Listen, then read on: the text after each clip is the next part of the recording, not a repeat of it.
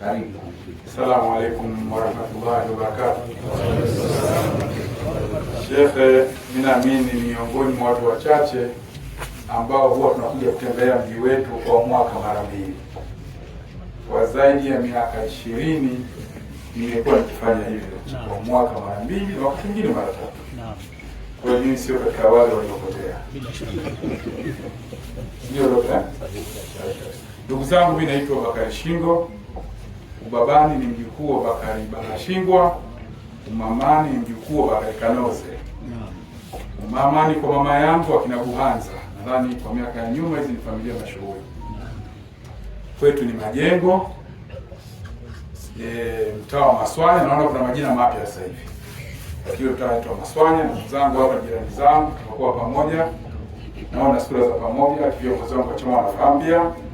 Lakini pia ni katibu wa Uenezi na Habari ya Ngome ya Wazee Taifa, chama chetu cha ACT Wazalendo. Mimi pia ni mbunge wa jimbo la Ukonga katika mkoa wa Dar es Salaam. Najua ndugu zangu wengi wanafahamu misukosuko mingi, wale wanafuatilia siasa.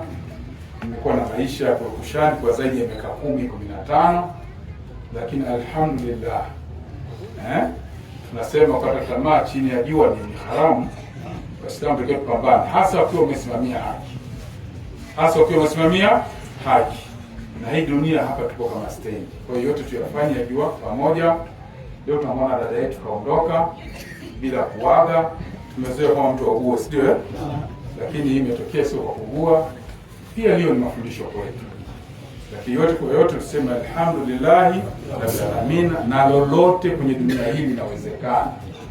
Sawa ndugu zangu, na tusije tukamdharau mtu aidha kwa ufukara, kwa umasikini, kwa kukosa familia kubwa, kwa kuwa sio tajiri, kwa kuwa ni msomi ama sio msomi. Popote tunapopita tujitahidi kuheshimiana kwa kadri inavyowezekana.